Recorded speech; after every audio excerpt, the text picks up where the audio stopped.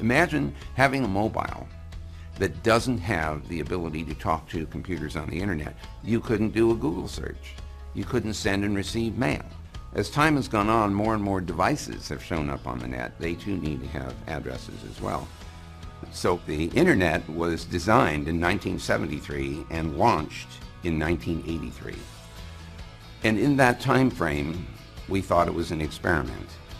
So we allocated address space, sort of like telephone numbers, sufficient to define 4.3 billion termination points in the internet. Now, I can tell you in 1983 that seemed like it would last forever, but remember, it was an experiment. The thing is that the experiment never ended. In 1996, we designed a different format for internet packets called ipv6.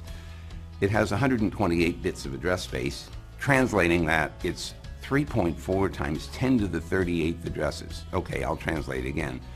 340 trillion addresses. There are already 5.5 billion mobiles in the world. If they all had internet addresses, it would exhaust instantly the ipv4 address space, which, as I said before, is only 4.3 billion addresses.